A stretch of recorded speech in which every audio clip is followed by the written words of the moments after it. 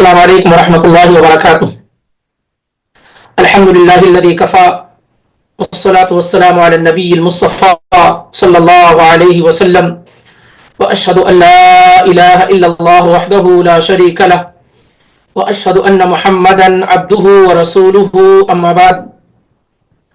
یقول اللہ تعالی فی کلامہ العظیم اعوذ باللہ السمیع العلیم من الشیطان الرجیم بسم اللہ الرحمن الرحیم انا انزلناه في ليلة القدر وما ادراك ما ليلة القدر ليلة القدر خير من 1000 شهر تنزل الملائكة والروح فيها بإذن ربهم من كل امر سلام هي حتى مطلع الفجر۔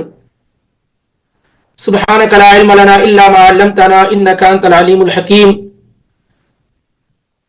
خالص اللہ رب العالمین کے فضل و کرم اور اس کی توفیق سے یہ رمضان کا مبارک سلسلہ سیریز کا مبارک سلسلہ اللہ کی توفیق سے چل رہا ہے، اور پچھلے دنوں میں ہم اور آپ نے اخیر عشرے کی فضیلت، اس کا مقام اور مرتبہ، اور اللہ کے نبی علیہ الصلوۃ والسلام کا رمضان کے اخیر 10 عشرے میں 10 دنوں میں کس طریقے سے عبادت میں وقت گزارتے تھے، یہ چیزیں پچھلے دنوں میں اللہ رب العالمین کی توفیق سے ہم اور آپ نے پڑھی ہے۔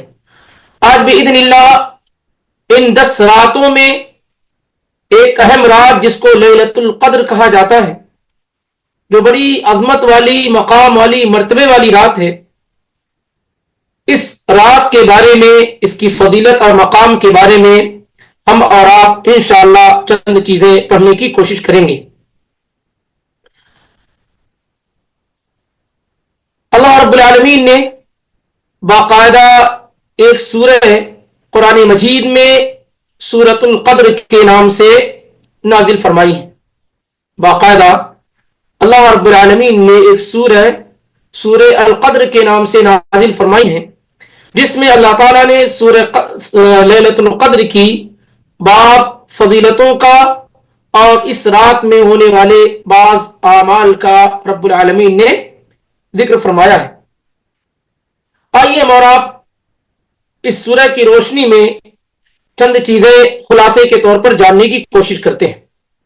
سب سے پہلے یہ جان لیں کہ آخر عشرے میں، یعنی رمضان کی آخر 10 راتوں میں کوئی ایک رات لیلۃ القدر ہے، اور لیلۃ القدر خود اپنے آپ میں بڑی عظمت والی، مقام والی، مرتبے والی رات ہے۔ ہر شخص کو اس رات کے پانے کی فکر کرنی چاہیے، جدوجہد کرنی چاہیے۔ کسی بھی صورت میں یہ رات انسان سے مس نہیں ہونی چاہیے، کسی بھی صورت میں یہ رات انسان سے چھوٹنے نہ پائے، کیونکہ اللہ کے نبی علیہ الصلوۃ والسلام نے کہا وَفِيهِ لَيْلَةٌ خَيْرٌ مِّنْ أَلْفِ شَهْرٍ، اس میں ایک رات ہے جو 1000 راتوں سے، 1000 مہینوں سے حُرِمَهَا فَقَدْ حُرِمَ الْخَيْرَ كُلَّهُ، جو اس رات سے محروم ہو گیا، اس رات کو نہیں پایا، اس کے مقام اور مرتبے کو نہیں پایا، وہ ہر طرح کے خیر اور بھلائی سے محروم ہو گیا۔ وَلَا يُحْرَمُ خَيْرَهَا إِلَّا مَحْرُومٌ، اور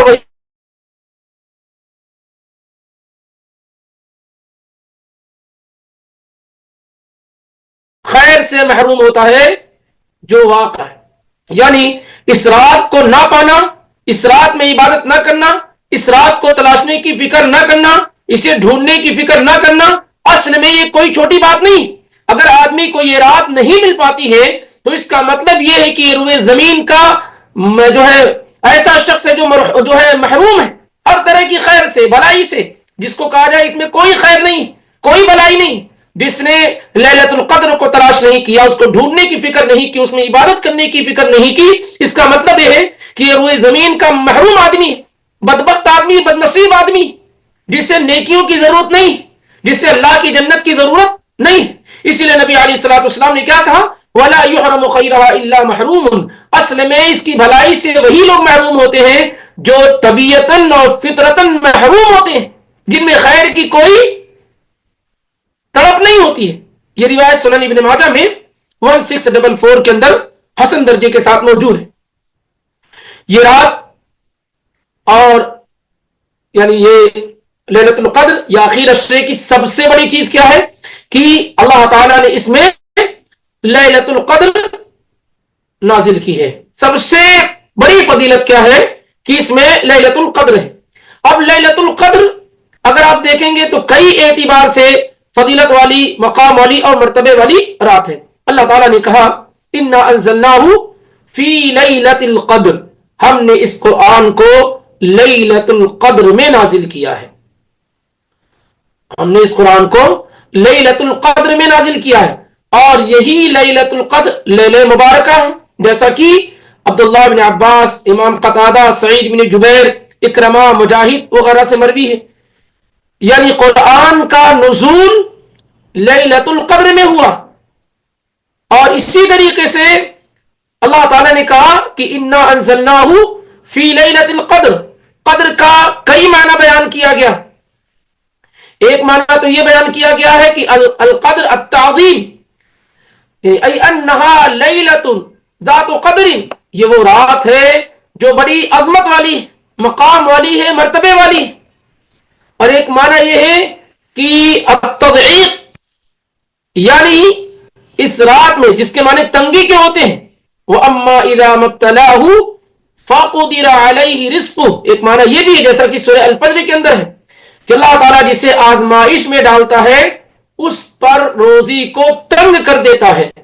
فَقُدِرَ عَلَيْهِ رِزْقُهُ، تو ایک قدر کا ایک معنی کیا ہے؟ تنگی کے۔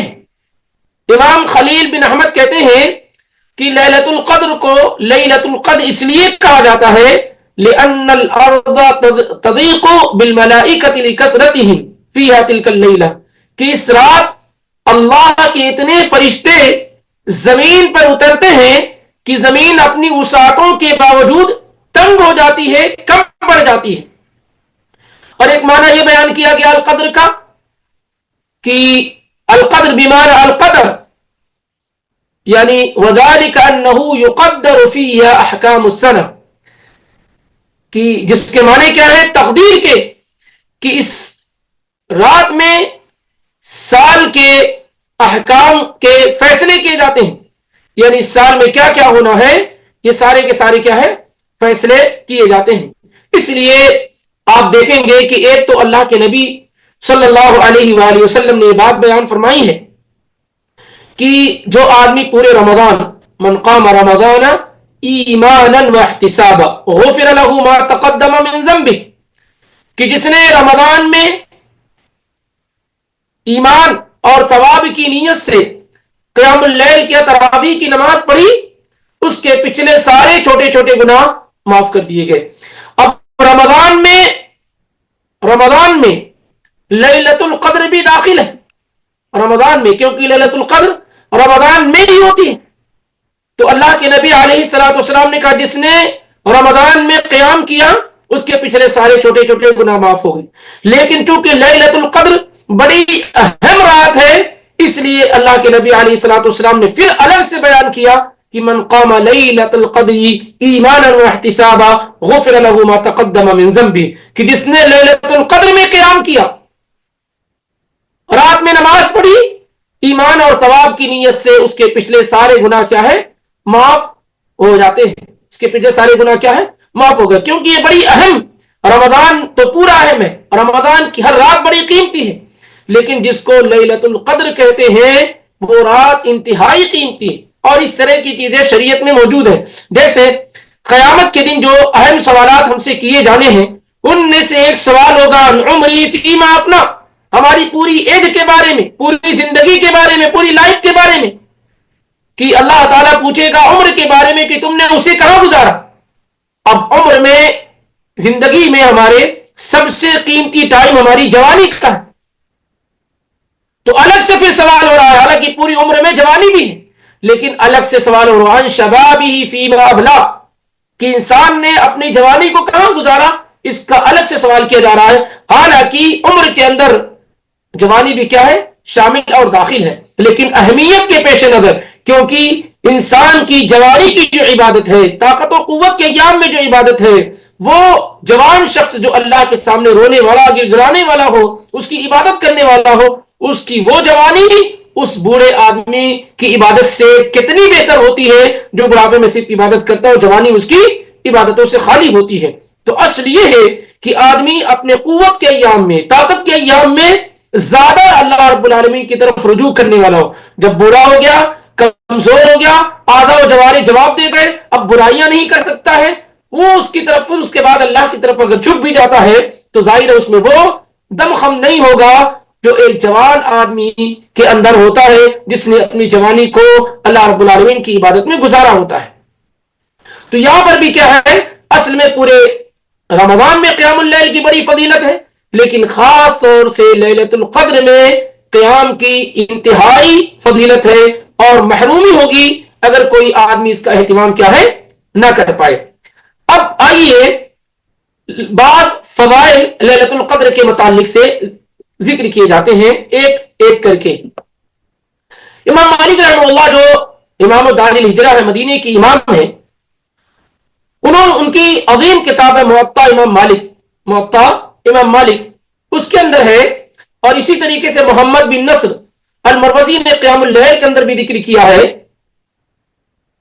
کہ امام مالک رحمہ اللہ کہتے ہیں کہ مجھ سے بعض بھروسے مند ثقہ علماء نے بیان کیا ہے کہ اللہ کے نبی علیہ الصلوۃ والسلام کو آپ سے پہلے کی امتیوں کی عمریں دکھائی گئیں، یعنی پچھلی جو امت کی عمر ہے، ایج ہے، وہ اللہ کے نبی علیہ الصلوۃ والسلام کو دکھائی گئی۔ فَكَأَنَّهُ تَقَاصَرَ آمَارَ أُمَّتِهِ أَلَّا يَبْلُغُونَ مِنَ الْعَمَلِ مِثْلَ الَّذِي بَلَغَ غَيْرُهُمْ۔ جب اللہ کے نبی علیہ الصلوۃ والسلام نے یہ دیکھا کہ میری امت کی عمر بہت کم ہے، تو آپ کو یہ خدشہ لاحق ہوا کہ ایسے میں تو میری امت عمل میں ان کے مقام کو نہیں پہنچ پائے گی، کیونکہ پہلے امتیوں کی عمر، پہلے لوگوں کی عمر 100 سال، 150 سال، 200 سال، 250 سال اور اس سے زیادہ ہوتی تھی، اور اس امت کی عمر جو ہے وہ اوسط اور میڈیم کیا ہے، 60 سے 70 سال ہے۔ تو اللہ کے نبی علیہ الصلوۃ والسلام نے کو جب یہ دکھایا گیا کہ یہ آپ کی امت کی عمر ہے، یہ پچھلی امتوں کی عمر ہے، تو اللہ کے نبی علیہ الصلوۃ والسلام کو یہ خدشہ لاحق ہوا کہ ایسے میں تو میری امت عمل کے اعتبار سے وہاں تک نہیں پہنچ پائے گی۔ فَأَعْطَاهُ اللَّهُ لَيْلَةَ الْقَدْرِ خَيْرٌ مِّنْ أَلْفِ شَهْرٍ، تو اللہ تعالیٰ نے نبی علیہ الصلوۃ والسلام کو لیلۃ القدر عطا فرمائی جو 1000 مہینوں سے بہتر ہے، جو 1000 مہینوں سے بہتر ہے۔ لیکن آپ کو معلوم ہے کہ اس طرح کی روایات محدثین کی عدالت میں قابل قبول نہیں ہوتی ہیں، کیونکہ امام مالک نے یہ کہا کہ مجھ سے بعض ثقہ علماء نے بیان کیا ہے۔ وہ کون ہے؟ پھر کیا انہوں نے اللہ کے رسول صلی اللہ علیہ وسلم سے سنا ہے کہ نہیں سنا ہے؟ ایک کافی گیپ ہے امام مالک اور اللہ کے نبی علیہ الصلوۃ والسلام کے درمیان، اس لیے اس طرح کی روایات کیا ہے، ضعیف ہوتی ہے۔ لیکن جہاں تک معاملہ ہے اس کے معنی کے صحیح ہونے کا، تو ظاہر ہے کہ لیلۃ القدر پچھلی امتوں میں تھی نہیں، اور یہ بات بھی طے اور یقینی ہے کہ پچھلی امتوں میں لیلۃ القدر بھی نہیں تھی اور ان کی عمریں زیادہ تھی، اس امت کی عمر کم ہے۔ تو ایسے میں پچھلی امتیں 120 سال اللہ کی عبادت کر رہی ہیں، یہ امت 60-70 سال عبادت کر رہی ہے، تو یہ امت کیا ہے، جب اس کی عبادت کا جو پیریڈ ہے وہ 60 سال ہے، پچھلی امتوں کا 120 سال ہے، تو وہ زیادہ اللہ کے قریب ہو گئے، ان کے اعمال اور نیکیاں زیادہ ہو گئی، یہ تو طے ہے۔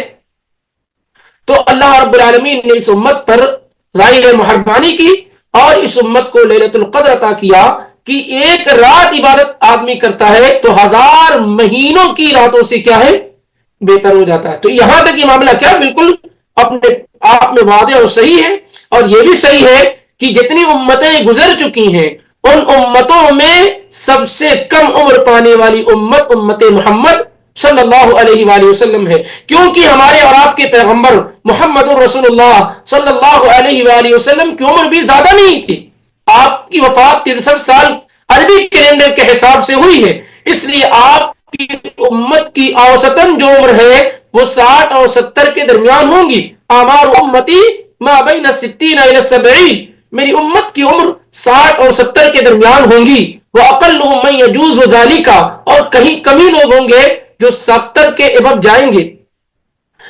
اور یہ بات یاد رہی عربی کیلنڈر کے حساب سے، ایک آدمی کیا 60 70 سال 60 کا ہو جاتا ہے، 60 کا ہو جاتا ہے، لیکن وہ یہ سمجھتا ہے کہ ابھی تو 57 کا چل رہا ہے، 58 کا چل رہا ہے، حالانکہ عربی کیلنڈر کے حساب سے اپنی عمر کو جوڑنے کی کوشش کیجئے، اور جب 60 سال عمر پہنچ جائے تو اللہ کا شکر ادا کیجئے اور مکمل طریقے سے تیار رہیے۔ ایسے تو ہمیشہ تیار رہنا ہے، لیکن یہ کہ یہاں سے ڈیڈ لائن آپ کو دے دی گئی، خلاص وہ جو ٹائم ہے، جو زندگی کا پیریڈ ہے، وہ آپ کو مل چکا ہے، اب جتنا بھی چل رہا ہے سب بونس میں چل رہا ہے، تو آدمی مکمل طریقے سے کیا ہے اپنے آپ کو ریڈی اور تیار کر لے، کیونکہ یہی اوسطاً عمر ہے اس امت کی، خاص طور سے قرب قیامت اور تیزی کے ساتھ کیا عمریں گھٹتی چلی جائیں گی، اور چند سالوں میں آپ اور ہم خود یہ محسوس کر رہے ہوں گے کہ پہلے کے بنسبت عمر جو وفات پانے والی ہے وہ کم سے کم ہوتی چلی جا رہی ہے۔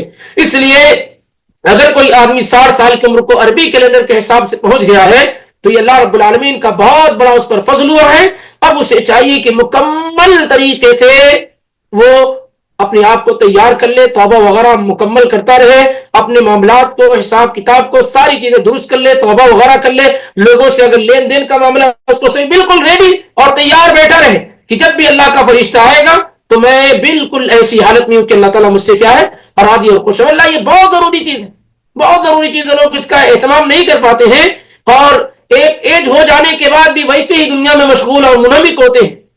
نہیں ہونا چاہیے ایسا، کیونکہ یہ 60 سال آپ مکمل بھرپور زندگی کہتے ہیں اس کو، یہ آپ پا گئے، اب آپ بالکل تیار رہیے اس دنیا سے جانے کے لیے، کبھی بھی اللہ رب العالمین کی جانب سے بلاوا آپ کا آ سکتا ہے، آپ کو اس دنیا سے رخصت ہونا پڑ سکتا ہے، اس لیے 60 آدمی پہنچ گیا ہے، قریب قریب پہنچ گیا ہے تو بالکل بیدار ہو جائے۔ عمر کا بہت بڑا معاملہ ہوتا ہے اللہ کی طرف رجوع کرنے میں، ایسے کبھی بھی ہونا چاہیے، ہر وقت ہونا چاہیے، لیکن کچھ ایج ایسی ہوتی ہے جس میں انسان کو بہت زیادہ سنبھلنے کی ضرورت ہوتی ہے۔ جیسے مثال کے طور پر عمر کا ایک لمحہ وہ آتا ہے کہ جب والدین کی طرف توجہ بڑھا دی جاتی ہے، جیسے اللہ تعالیٰ نے قرآن میں ذکر کیا کہ جب بندہ 40 سال کا ہو جاتا ہے، وہ بلغ 40 سنہ، جب کوئی آدمی 40 سال کا ہو جاتا ہے، قال رب اوزعنی ان اشکر نعمتک التي انعمت علی وعلی والدی وان اعمل صالحا ترضاه،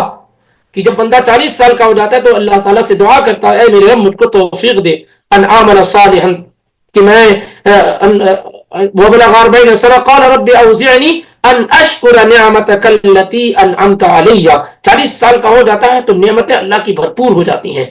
دنیاوی اعتبار سے اگر دیکھا جائے تو 40 سال کا آدمی جب ہو گیا تو نعمت کیا ہو گئی؟ بھرپور ہو گئی، اب اس کے پاس بیوی ہو گئے، بچے ہو گئے۔ نارملی کیا ہوتا ہے، اب آپ لوگ لہر سے شادیاں کرتے ہیں تو وہ اس کا ایک نقصان ہوتا الگ بات ہے، لیکن ایک آدمی کیا ہے 40 سال کا پہنچ گیا تو بچے بڑے ہو گئے، شادی ہو گئی، اور ساری کی ساری چیزیں دنیاوی اعتبار سے وہ بھرپور ہو گیا، تو اللہ تعالیٰ نے کہا وَبَلَغَ 40 سنة قال رب اوزعنی ان اشکر نعمتک التي انعمت علی، اللہ مجھے توفیق دے کہ میں تیرا شکر بجا لاؤں جو تو نے مجھ پر کیا ہے، وعلی والدی، اور میں شکر بجا لاؤں جو آپ نے میرے والدین پر کیا ہے۔ جب آدمی 40 سال کا ہو جاتا ہے تو اس وقت ماں باپ کی طرف توجہ زیادہ کرنی ہوتی ہے، کیوں؟ کیونکہ جب خود وہ صاحب اولاد ہو جاتا ہے تو ڈر اور خوف ہے کہ وہ اپنے بیوی بچوں میں مشغول ہو جائے اور والدین کی طرف توجہ نہ کر پائے۔ اکثر ایسا ہوتا ہے کہ جب تک شادی نہیں ہوتی ہے تو بچے ماں باپ کے ساتھ بالکل چمٹے اور لگے ہوئے ہوتے ہیں، شادی ہو گئی، بچے تھوڑے ہو گئے تو پھر ایسی صورتحال میں توجہ ماں باپ کی طرف سے گھٹتی چلی جاتی ہے، کم ہوتی چلی جاتی ہے، کیونکہ وہ اپنے بیوی بچوں میں مشغول ہو جاتے ہیں۔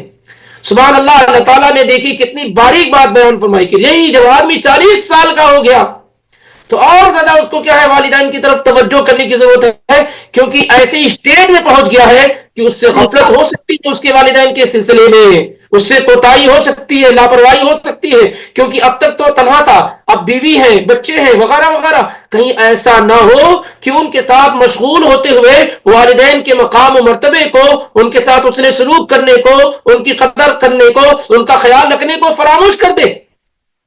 تو یہ ایج اور عمر کا کیا ہے ایک بہت بڑا فرق ہوتا ہے، اور آدمی کو چاہیے کہ عمر کے اعتبار سے وہ اپنا محاسبہ بہت تیزی کے ساتھ کرتا رہے. جیسے یہاں 40 سال بتایا جا رہا ہے والدین کے سلسلے میں، ایسے یہاں 60 اور 70 سال کی ایک آپ کو ایک لمٹ دی جا رہی کہ یہ عمر کیا ہے، اس دنیا سے رخصت ہونے کی ہے، اس لیے آدمی مکمل طریقے سے تیار ہے. بات دوسری طرف چلتی گئی تو اس امت کی عمر کیا ہے، کم ہے، تو اللہ رب العالمین نے کیا کیا، اس امت کو سال میں ایک ایسی رات تحفے کے طور پر دے دی جس رات میں عبادت کرنے کو اللہ تعالیٰ نے خود بیان کیا کہ وہ 1000 مہینوں سے بہتر ہے.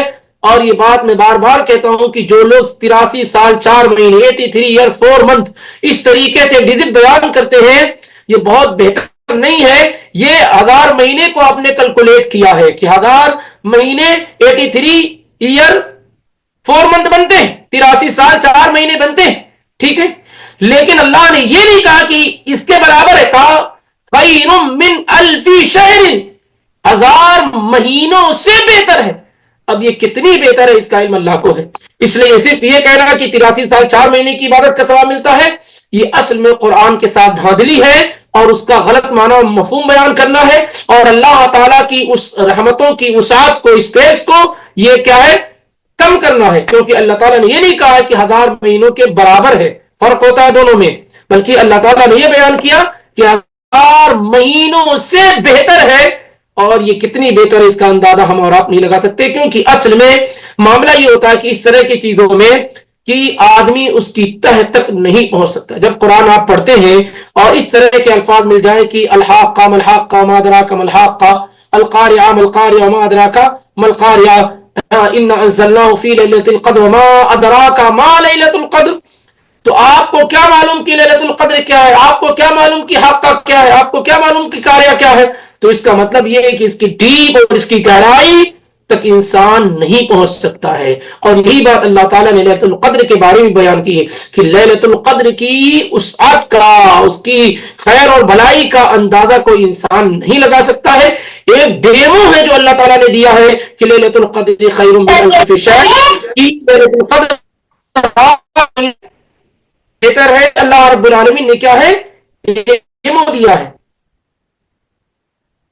اس لیے ہر شخص کو اس کو سمجھنے کی کوشش کرنی چاہیے. صرف 83 سال 4 مہینے نہیں، کتنی بہتر ہے یہ اللہ رب العالمین کے علم میں ہے.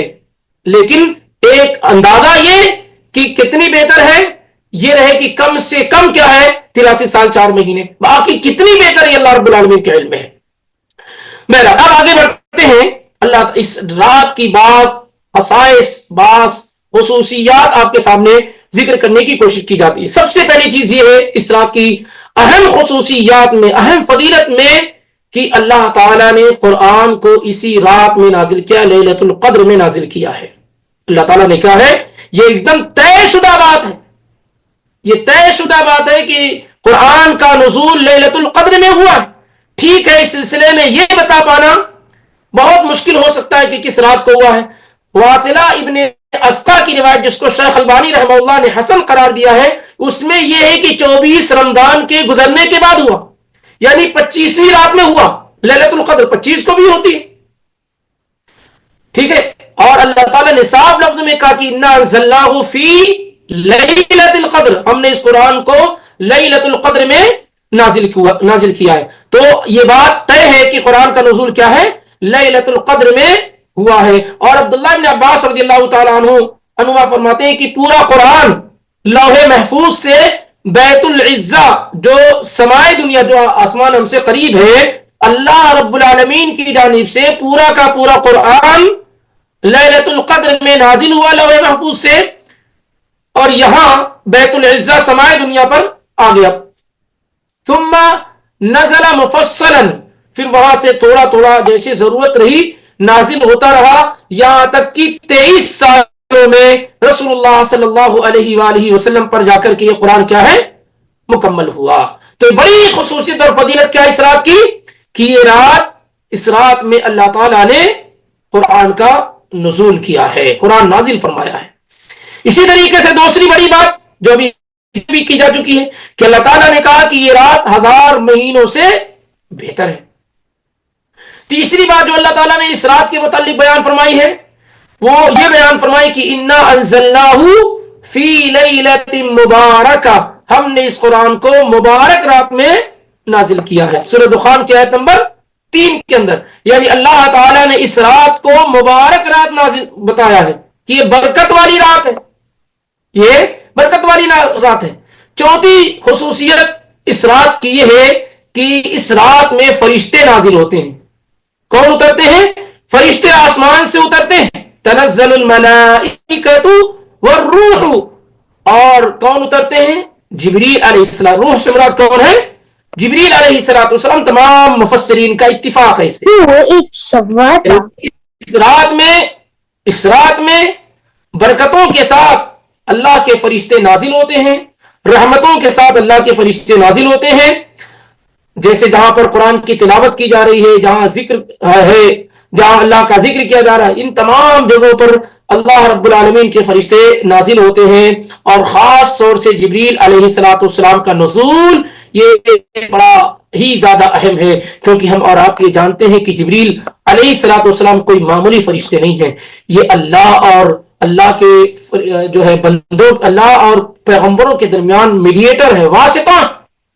تمام انبیاء پر اللہ کی وحی لانے والے، پیغام لانے والے سیدنا جبریل علیہ السلام. اتنے مبارک فرشتے ہیں، یہ اتنے برکت والے فرشتے جبریل علیہ السلام کہ انہوں نے اللہ کے پیغمبر سیدنا ابراہیم، سیدنا آدم، نوح اور عیسیٰ، موسیٰ اور تمام پیغمبروں کے ساتھ گفتگو اور بات چیت اور ان پر اللہ کا پیغام پہنچانے کا شرف نازل ہوا ہے.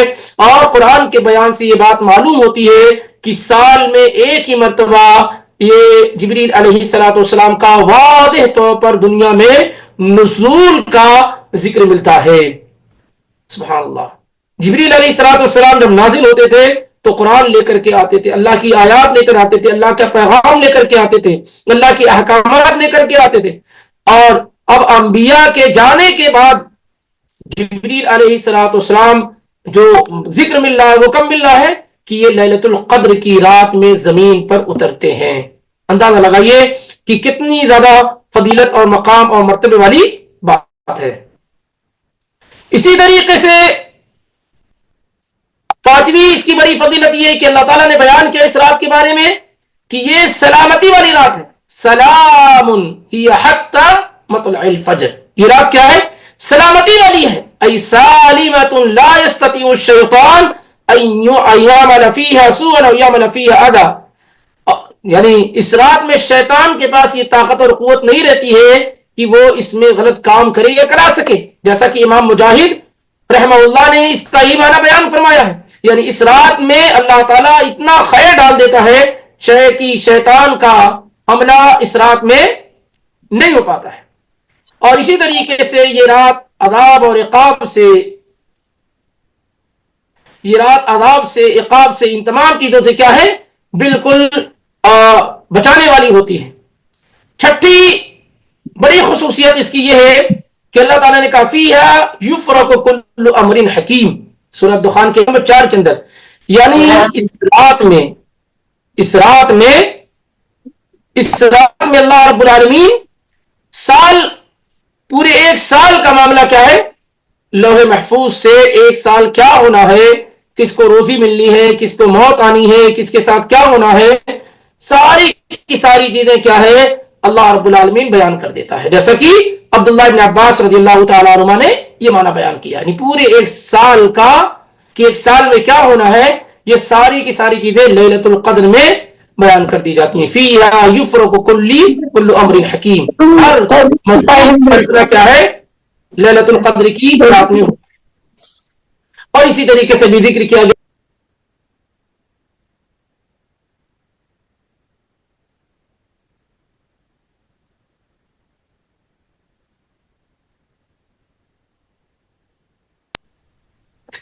اس کے پچھلے سارے چھوٹے چھوٹے گناہ معاف کر دیے جاتے ہیں. اب سوال یہ ہے کہ یہ رات کو کیسے تلاش کیا جائے، کب مستحب ہے، کب پسندیدہ ہے کہ اس رات کو تلاش کیا جائے، کیسے ڈھونڈا جائے. یہ بات اس سے پہلے ذکر کی جا چکی ہے کہ اللہ کے نبی صلی اللہ علیہ وآلہ وسلم نے شروع میں اعتکاف فرمایا رمضان کے 10 شروع کے اشرے کا، یعنی 1 سے لے کے 10 کا۔ پھر اللہ کے نبی علیہ الصلوۃ والسلام نے اعتکاف فرمایا 11 سے 20 کا۔ پھر آپ نے اخیر مرتبہ اعتکاف فرمایا 21 سے 30 کا۔ اور پھر آپ صلی اللہ علیہ وسلم نے یہ بات بیان فرمائی، جب آپ نے اخیر اشرے میں اعتکاف فرمایا تو آپ نے کہا فمن احب منکم ان یعتکف فلیعتکف، جو آدمی اعتکاف کرنا چاہتا ہے وہ اعتکاف کر لے۔ تو لوگوں نے آپ کے ساتھ اعتکاف کیا، لوگوں نے آپ کے ساتھ کیا ہے؟ اعتکاف کیا۔ اب لیلۃ القدر کب ہوتی ہے؟ اس سلسلے میں کئی روایات صحیح طور پر اللہ کے نبی صلی اللہ علیہ وآلہ وسلم سے ثابت ہے۔ ایک روایت تو یہ ہے جو بار بار ہم جانتے ہیں، پڑھتے ہیں، کہ اللہ کے نبی علیہ الصلوۃ والسلام نے کہا تحروا لیلۃ القدر فی العشر الاواخر من رمضان، تحروا لیلۃ القدر فی العشر الاواخر من رمضان، کہ لیلۃ القدر کو تلاش کرو رمضان کے آخری 10 راتوں میں۔ لیلۃ القدر کو رمضان کے اخیر 10 راتوں میں تلاش کرو۔ اس سلسلے میں کئی روایات موجود ہیں بخاری اور مسلم وغیرہ کے اندر۔ اور ان 10 راتوں میں جو طاق راتیں ہوتی ہیں، یعنی 21، 25، 23، 27، 29، یہ جو طاق راتیں ہیں یہ اور زیادہ تاکید والی راتیں ہیں، یعنی اس میں لیلۃ القدر کے ہونے کے امکانات اور زیادہ ہوتے ہیں۔ ایسے تو 10 رات زیادہ توجہ کرنی ہے، اور ان 10 راتوں میں پھر کیا ہے؟ اور زیادہ توجہ 5 راتوں میں کرنی ہے، جیسا کہ اما عائشہ رضی اللہ تعالیٰ عنہ کی روایت ہے، وہ کہتی ہیں کہ اللہ کے نبی علیہ الصلوۃ والسلام نے کہا تحروا لیلۃ القدر فی الوتر من العشر الاواخر من رمضان، کہ رمضان کی آخری 10 راتوں میں سے جو طاق رات ہے اس میں لیلۃ القدر کو تلاش کرو، ڈھونڈو۔ یہ صحیح بخاری کے اندر روایت موجود ہے 2017 کی، یعنی 21، 23، 25، 27 اور 29 کے اندر۔ اور ایسی ہی اور بھی روایت موجود ہے التمسوها فی العشر الاواخر فی الوتر، اللہ کے نبی علیہ الصلوۃ والسلام کا کہ اخیر 10 راتوں میں، خاص طور سے وطر میں، طاق راتوں میں کیا ہے؟ تلاش کرو۔ اور دوسری روایات آپ دیکھیں گے صحیح بخاری میں، اگر آپ قریب 2021، 2022، 2017، 16 اس طریقے سے پڑھیں گے تو کئی روایات آپ کو مل جائیں گی۔ ایک روایت عبداللہ بن عباس رضی اللہ تعالیٰ عنہ سے آئی ہوئی ہے، جس میں اللہ کے نبی علیہ الصلوۃ والسلام نے کہا کہ 21 کو تلاش کرو، 23 کو تلاش کرو، 25 کو تلاش کرو، یعنی 21ویں رات میں تلاش کرو، 23ویں رات میں تلاش کرو اور 25ویں رات میں تلاش کرو۔ یہ بھی صحیح بخاری کے اندر ہے 2021 کے اندر۔ اور اسی طرح کی روایت عبادہ ابن صامت رضی اللہ تعالیٰ عنہ کی آئی ہوئی ہے، یہ بھی صحیح بخاری میں 2023 کے اندر۔ آپ جانتے ہیں کہ اللہ کے نبی علیہ الصلوۃ والسلام نکلے تاکہ اپنی امت کو لیلۃ القدر کے بارے میں بتا دی، لیکن آپ نے دیکھا کہ 2 مسلمان آپس میں جھگڑا لڑائی کر رہے تھے، جس کی بنیاد پر اللہ کے نبی صلی اللہ علیہ وسلم سے وہ چیزیں اٹھا لی گئی اور آپ کو یاد نہیں رہی۔ لیکن اللہ کے نبی علیہ الصلوۃ والسلام نے کہا کہ شاید اسی میں تمہارے لیے خیر ہو، یعنی آپ بتانے کے لیے نکلے تھے کہ یہ رات لیلۃ القدر ہے، لیکن آپ نے 2 مسلمانوں کو تو میں کرتے ہوئے دیکھا تو اس میں وہ علم آپ سے اٹھا لیا گیا، اور آپ فرماتے ہیں کہ وَعَسَىٰ أَن يَكُونَ خَيْرًا لَكُمْ، اور شاید اس کے اٹھائے جانے میں ہی تمہارے لیے بہتری ہو۔ فَالْتَمِسُوهَا فِي التَّاسِعَةِ وَالسَّابِعَةِ وَالْخَامِسَةِ أَيْ فِي الْأَوْتَارِ، یعنی تم تلاش کرو کب؟ 21 میں، 23 میں اور 25 میں، اس طریقے سے۔ اور اسی طریقے سے یعنی یہ رات کبھی بعض روایات میں آپ کو ملے گا، جیسے ابی ابن کعب رضی اللہ تعالیٰ عنہ وغیرہ کی روایت میں یہ کہ انہوں نے قسم کھا کر کے کہا کہ یہ رات کیا ہے؟ 27ویں شب ہی کیا ہے؟ لیلۃ القدر ہے، 27ویں شب ہی لیلۃ القدر۔ یہ بھی بخاری اور مسلم کی روایت، فمن کان متحریا فلیتحرى فی السبع الاواخر۔ اسی طریقے سے اور لوگوں نے دوسری راتوں کی طرف 21 کی طرف بھی اشارہ کیا ہے۔ ابو سعید الخدری رضی اللہ تعالیٰ عنہ کی روایت میں وہ چیز بیان کی گئی ہے کہ نبی علیہ الصلوۃ والسلام کے زمانے میں 21 کی رات جو ہے لیلۃ القدر تھی۔ لیکن اب اس سلسلے میں کیا ہے، اس سلسلے میں مختلف اقوال علماء کے درمیان پائے جاتے ہیں.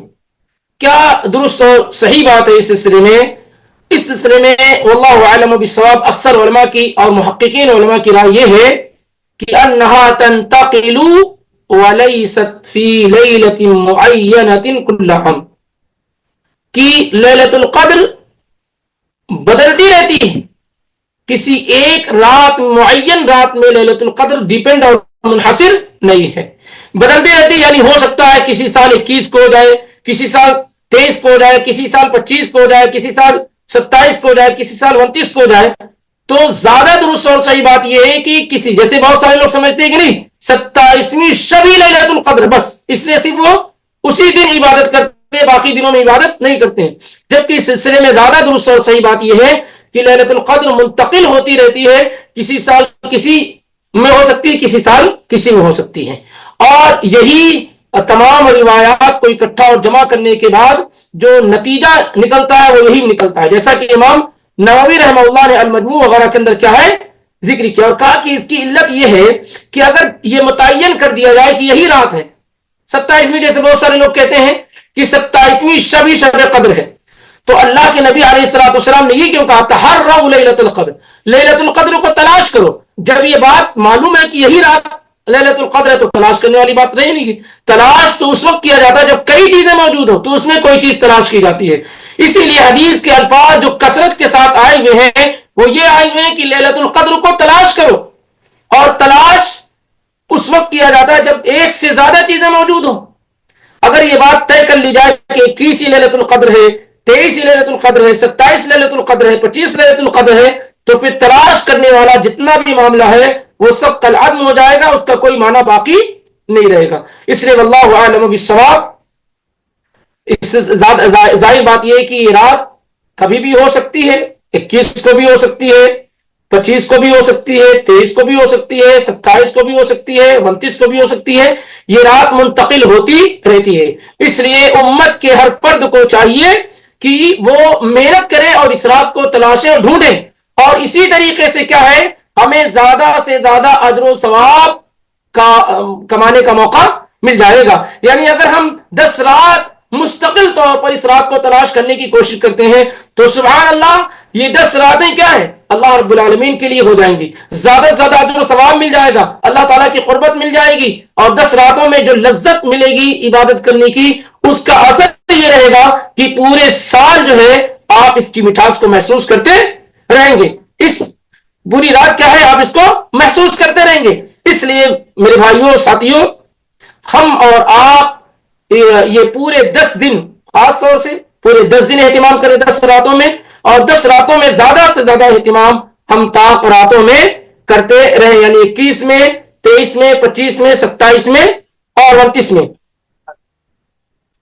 اسی طریقے سے اس رات میں اللہ کے نبی صلی اللہ علیہ وآلہ وسلم سے آپ کی زوجہ محترمہ ہماری اور آپ کی ماں ام المومنین عائشہ صدیقہ رضی اللہ تعالی عنہ نے پوچھا تھا کہ اللہ کے پیغمبر اگر مجھے یہ رات مل جائے تو میں کیا پڑھوں؟ اگر مجھے یہ رات مل جائے تو میں کیا پڑھوں؟ تو اللہ کے پیغمبر صلی اللہ علیہ وسلم نے بیان کیا کہ اللہم انکا عفو تحب العفو فاعف عنی، اللہم انکا عفو تحب العفو فاعف عنی، اے اللہ تو معاف کرنے والا ہے، معافی کو پسند فرمانے والا ہے، تو تو مجھے معاف فرما دے، درگزر کر دے. یہ حدیث امام الترمذی رحمہ اللہ نے روایت کیا 3513 کے اندر، حدیث کی دیگر کتابوں میں بھی موجود ہے. تو ان راتوں میں یہ دعا کیا ہے کثرت سے پڑھا جائے. اور اعتکاف کے متعلق ذکر ہو چکا ہے کہ آدمی کو اعتکاف کرنے کی بھی کوشش کرنی چاہیے. اب آتے ہیں کہ کیا احادیث میں کچھ علامات اور نشانیاں ذکر کی گئی ہیں جس سے لیلۃ القدر کو پہچانا جا سکے کہ آج کی رات لیلۃ القدر ہے؟ کیا احادیث میں کچھ ایسی نشانیاں ذکر کی گئی ہیں جس کی بنیاد پر یہ کہا جا سکے کہ آج کی رات لیلۃ القدر ہو سکتی ہے؟ تو صحیح مسلم 762 میں ابی ابن کعب رضی اللہ تعالی عنہ سے یہ مروی ہے کہ اللہ کے نبی صلی اللہ علیہ وسلم نے بیان کیا کہ شب قدر کی صبح کو سورج بلند ہونے تک اس کی شعاع نہیں ہوتی ہے. کیا ہے؟ اس کی شعاع نہیں ہوتی. یعنی جب سورج نکلتا ہے شب قدر کی رات کو، تو جیسے جو رات شب قدر ہوگی، جب سورج نکلے گا تو اس میں تپش نہیں ہوگی، اس میں شعاع نہیں ہوگی، حرارت نہیں ہوگی. یہ ایک نشانی صحیح مسلم میں 762 کے اندر بیان کی گئی ہے.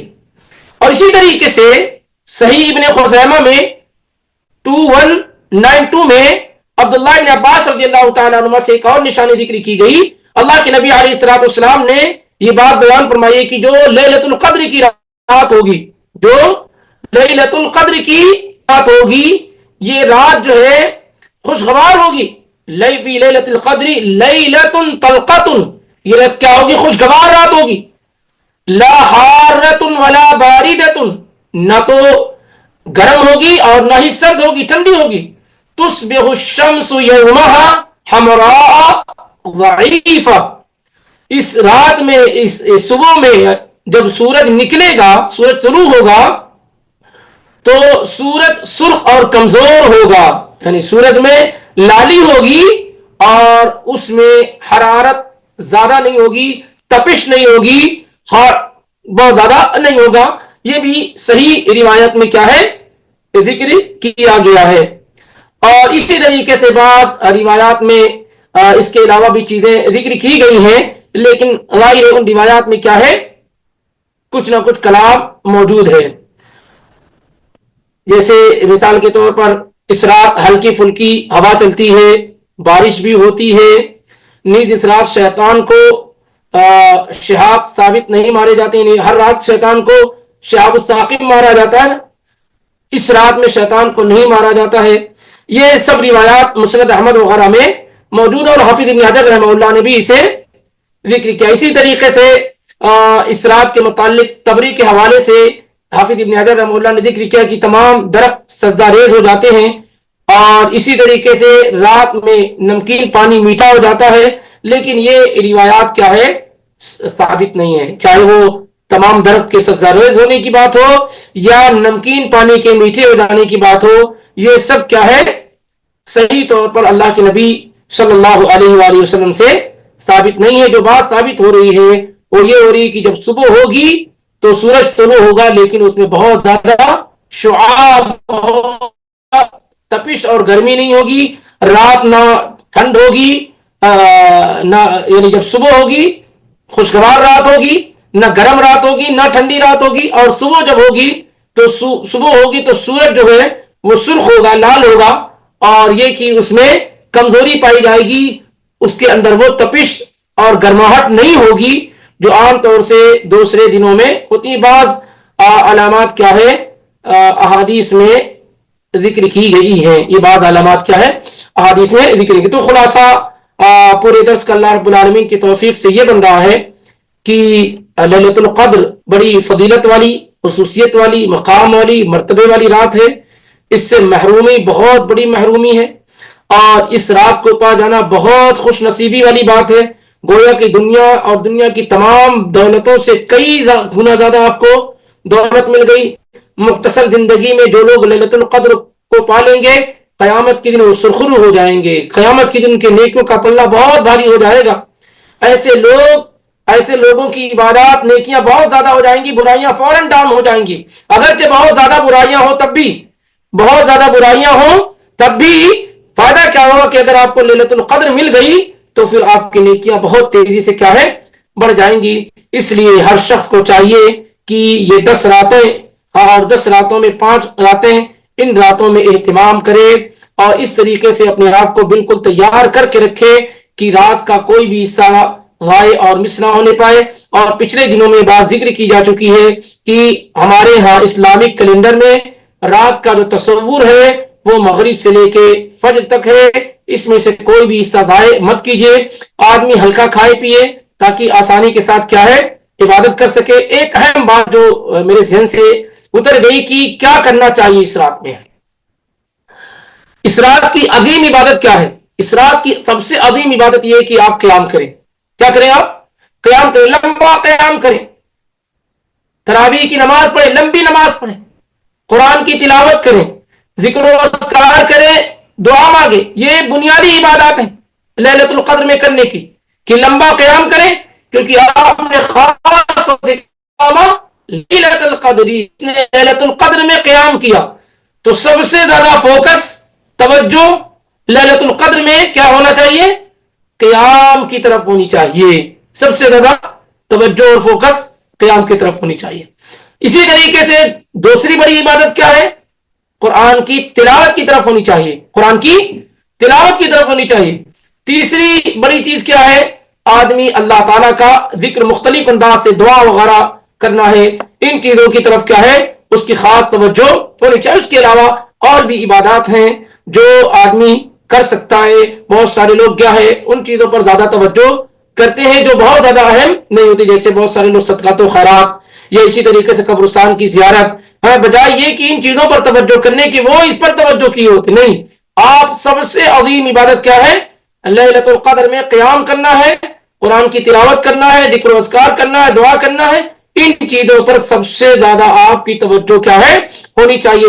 بہت سارے لوگ کیا کرتے ہیں، کچھ پیسے اماؤنٹ خاص کر لیتے ہیں، وہ پوری رات کیا کرتے ہیں، صرف صدقے کے لیے نکل جاتے ہیں. 10 ریال ان کو دے دیے، کچھ ان کو دے دیے، کچھ ان کو دے دیے. وہ گاڑی لے کر نکل جاتے ہیں، ٹہلتے گھومتے رہتے ہیں اور اس طریقے سے دیتے رہتے ہیں. وہ سمجھتے ہیں کہ یہی سب سے بڑی عبادت ہے. نہیں، لیلۃ القدر کی خاص عبادت یہ کہ آپ قیام کریں، سب سے خاص عبادت ہے. اسی طریقے سے قرآن کی تلاوت کرنا ہے، ذکر و اذکار کرنا ہے اور دعا وغیرہ کرنا ہے. اس پر زیادہ انسان کو توجہ کرنی چاہیے. خاص بہت ساری خواتین ایسی ہوتی ہیں جو ان حالات میں ہو سکتی ہیں کہ وہ نماز نہ پڑھ سکے، قیام نہ کر سکیں. تو کیا لیلۃ القدر میں وہ سو جائیں؟ نہیں، سونے کی ضرورت نہیں ہے. لیلۃ القدر میں قرآن کی تلاوت کریں، ذکر و اذکار کریں، تسبیحات وغیرہ پڑھیں، اللہ تعالیٰ کے سامنے روئیں گڑائیں. یہ ساری کی ساری چیزیں کیا ہے؟ وہ آسانی کے ساتھ کر سکتے ہیں. صرف نماز نہیں پڑھ سکتی ہیں، لیکن باقی چیزیں ان کے لیے کیا ہے؟ اس کے دروازے اوپن ہیں، کھلے ہیں. تو ان چیزوں پر ہمیں اور آپ کو خصوصی طور پر توجہ کیا ہے؟ دینی چاہیے. صلاۃ التسبیح کا حکم کیا ہے؟ صلاۃ التسبیح اصل میں ایک کنٹروورشل نماز کہہ سکتے ہیں اس کو، کیونکہ صلاۃ التسبیح کے بارے میں جو حدیث آئی ہوئی ہے، جس کو امام ترمذی وغیرہ نے عباس بن عبد المطلب رضی اللہ تعالیٰ عنہ سے ذکر کیا ہے، اکثر محدثین نے صلاۃ التسبیح والی روایت کو ضعیف قرار دیا ہے. اکثر محدثین نے صلاۃ التسبیح والی روایت کو ضعیف قرار دیا ہے، اور شیخ البانی رحمہ اللہ نے صلاۃ التسبیح والی روایت کو جو ہے حسن قرار دیا ہے. اور واللہ اعلم بالصواب کہ پڑھنا چاہیے نہیں پڑھنا چاہیے، سلف سے اس کا کوئی ثبوت نہیں ملتا ہے. عبداللہ ابن مبارک جو عظیم امام گزرے ہیں، انہی کے متعلق ہے کہ وہ صلاۃ التسبیح پڑھا کرتے تھے، وگرنہ اکثر علماء سے اس کا ثبوت نہیں ہے. اور اسی طریقے سے کیا ہے، اس میں اختلاف ہے کہ روایت صحیح ہے یا ضعیف ہے. اکثر لوگوں نے اس روایت کو ضعیف ہی قرار دیا ہے. آپ اگر تفصیل دیکھنا چاہتے ہیں تو سنن ابو داؤد میں 1297 میں، اور اسی طریقے سے سنن الترمذی میں 482 میں دیکھ سکتے ہیں. اور اس نماز کے پڑھنے کا طریقہ بھی کیا ہے؟ الگ اور مختلف ہے. اس نماز کے پڑھنے کا طریقہ بھی الگ اور مختلف ہے. تو خلاصہ کیا ہونا چاہیے؟ کیا پڑھنا چاہیے یا نہیں پڑھنا چاہیے؟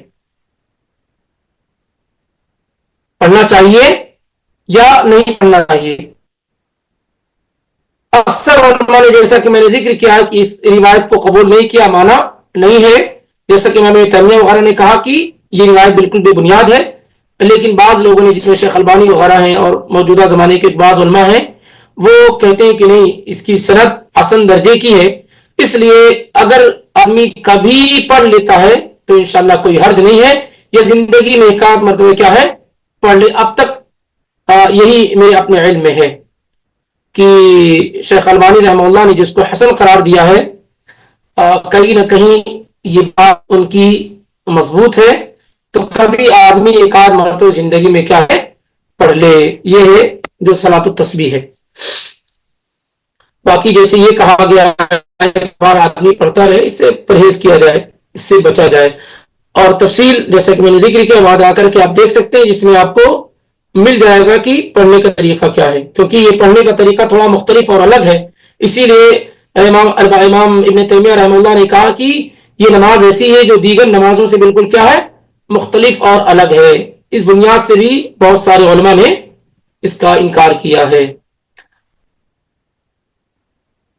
بہرحال تو خلاصہ یہ کہ صلاۃ التسبیح کے متعلق جو حدیث وارد ہوئی ہے اس کے صحیح اور ضعیف ہونے میں علماء کے درمیان کافی اختلاف ہے، اور اکثر محدثین نے اس روایت کو ضعیف قرار دیا ہے، بعض محدثین نے اس کو حسن درجے کی روایت قرار دیا ہے. اس وجہ سے اگر کبھی زندگی میں ایک آدھ مرتبہ کوئی پڑھ لیتا ہے تو انشاءاللہ کوئی حرج نہیں ہے. واللہ اعلم. اور یہ درس آج کا اللہ کی توفیق سے مکمل ہو گیا ہے. السلام علیکم ورحمۃ اللہ وبرکاتہ. شیخ کیا کچھ حصہ صرف ترجمہ قرآن میں بتایا جا سکتا ہے بغیر عربی پڑھے، صرف ترجمہ قرآن؟ نہیں، بالکل عربی پڑھیے، خوب پڑھیے. عربی پڑھنے کے ساتھ ترجمہ پڑھیے اور اس میں ریفلیکشن اور غور و تدبر کرنے کی کوشش کیجیے اور اللہ تعالیٰ سے توفیق مانگیے، اور جو بھی وسائل ہو سکتے ہیں سمجھنے کے اس کو سمجھیے. یعنی ترجمے کے ساتھ جو اتھینٹک تفسیر وغیرہ اویلیبل اور موجود ہو اس کے ساتھ سمجھنے کی کوشش کیجیے. بھی بہت اچھی بات ہے. یعنی قرآن کی تلاوت بھی کریں اور پھر اس کو اس کا ترجمہ اور جو اتھینٹک تفسیر موجود ہے نا اس کے ذریعے سے آپ ان آیات کو سمجھنے کی کوشش بھی کریں، اور اللہ رب العالمین سے توفیق مانگیں کہ اللہ تعالیٰ ان آیات کو سمجھنے کی آپ کو توفیق دے، اس پر عمل کرنے کی توفیق دے. ظاہر ہے کہ اللہ تعالیٰ راستہ دینے والا، والذین جاہدوا فینا لنہدینہم سبلنا، جو لوگ ہمارے راستوں کے لیے محنت کرتے ہیں ہم ان کے لیے راستے کو دکھا دیتے ہیں، آسان کر دیتے ہیں. صرف ترجمہ یہ کافی نہیں میرے بھائی. قرآن ایک ایسی کتاب ہے جس کا ترجمہ صرف کافی نہیں ہے. کتنی جگہ کتنی آیات ایسی ہیں کہ اگر تفسیر نہ دیکھی جائے تو اس آیات کو سمجھا نہیں جا سکتا ہے. اور یہ بھی دیکھنا ہے کہ ترجمہ اصل میں پورے معنی کو ادا نہیں کرتا ہے. جو ورڈ ٹو ورڈ ترجمے ہیں اس سے بھی بچنے کی کوشش کرنا چاہیے. تفسیری جو ترجمہ ہوتا ہے نا جس میں بریکٹ کا زیادہ استعمال کیا جاتا ہے تاکہ جو ہے زیادہ سے زیادہ بہتر انداز میں سمجھایا جا سکے، تو اس کی طرف توجہ دینی چاہیے. کیونکہ اگر ہم اس کو یوں ہی غیر شعوری طور پر بغیر کسی توجہ کے اگر ہم اس کو یوں ہی صرف ترجمہ پڑھ لیتے ہیں تو بہت ڈر اور خوف ہے کہ اللہ تعالیٰ جو ہم کو سمجھانا اور بتانا چاہتا ہے ہم اس کو سمجھنے میں کامیاب نہیں ہو پا رہے ہیں. اس لیے تفسیر وغیرہ کے ساتھ پڑھا جائے اور غور و تدبر کیا جائے. اور حدیث وغیرہ کے بغیر تو قرآن کو سمجھا ہی نہیں جا سکتا ہے. حدیث وغیرہ کے بغیر قرآن کو نہیں سمجھا جا سکتا. چند آیات سمجھ لے گئے آپ تو الگ بات ہے، لیکن یہ کہ کوئی آدمی صرف قرآن کا ترجمہ پڑھ کر کے یہ سمجھ جائے کہ میں قرآن سمجھنے والا ہو گیا، یہ بہت بڑی غلط فہمی ہے اس کی اور نادانی ہوگی. اللہ کے نبی صلی اللہ علیہ وسلم کے صحابہ جن کے زبان میں قرآن کا نزول ہوا وہ خود ہی کئی آیات کو نہیں سمجھ پاتے تھے اور اللہ کے نبی صلی اللہ علیہ وسلم کے پاس آتے تھے اور آپ سے پوچھتے تھے تو اللہ کے نبی صلی اللہ علیہ وسلم اس کا معنی اور مفہوم بیان کرتے تھے. جیسے سورہ نام کی جب یہ آیت کریمہ نازل ہوئی، جیسا کہ صحیح بخاری میں عبداللہ بن مسعود رضی اللہ تعالی عنہ سے مروی ہے کہ جب یہ آیت نازل ہوئی الذین آمنوا ولم يلبسوا ایمانهم بظلم اولئک لهم الامن وهم مهتدون، جو لوگ ایمان لائے اور اپنے ایمان کے ساتھ ظلم کو نہیں ملایا یعنی ظلم کو مرج نہیں کیا، ایسے ہی لوگوں کے لیے امن و امان ہے اور ایسے ہی لوگ ہدایت پر ہیں. جب یہ آیت نازل ہوئی تو صحابہ پریشان ہو گئے اور کہنے لگے اللہ کے نبی اینا لم یظلم نفسہ، ہم میں سے کون ہے جس نے اپنے آپ پر ظلم نہ کیا ہو. قرآن کہتا ہے کہ جو لوگ ایمان لائے اور ایمان کے ساتھ انہوں نے ظلم نہ کیا ہو ایسے لوگوں کے لیے امن ہے، ایسے لوگوں کے لیے ہدایت ہے. تو اللہ کے پیغمبر ہم میں سے کون ہے جس نے ظلم نہ کیا ہو؟ تو اللہ کے نبی صلی اللہ علیہ وسلم نے کہا معاملہ ایسا نہیں جیسا تم سمجھتے ہو، بلکہ یہاں ظلم سے مراد اصل ظلم ہے. اور کیا تم نے لقمان کا یہ قول نہیں پڑھا ان الشرک لظلم عظیم، یقیناً شرک یہ سب سے بڑا ظلم ہے. تو اس کا مطلب کیا ہوا اس آیت کا کہ جو لوگ ایمان لائے اور ایمان کے ساتھ شرک نہیں کیا ایسے لوگوں کے لیے امن و امان ہے اور ایسے لوگ کیا ہے ہدایت پر ہے. وَأَنزَلْنَا إِلَيْكَ الذِّكْرَ لِتُبَيِّنَ لِلنَّاسِ سورہ النحل میں اللہ تعالیٰ نے کہا کہ ہم نے آپ پر قرآن کو نازل کیا ہے تاکہ آپ لوگوں کے لیے ایکسپلین کر دیں, آپ لوگوں کے لیے کیا ہے واضح کر دیں, بیان کر دیں. اس لیے قرآن کو سمجھنے کے لیے حدیث مصطفیٰ صلی اللہ علیہ وسلم, صحابہ کے اقوال, تابعین کے اقوال, عربی زبان, یہ سب چیزیں بنیادی ہیں. اس کے بغیر قرآن کو نہیں سمجھا جا سکتا ہے. اس سے صرف ترجمے پر ڈیپینڈ ہو جانا یہ کافی نہیں ہے. مسجد میں تراویح پڑھنے کے بعد بھی گھر میں آ کے قیام کر سکتے ہیں.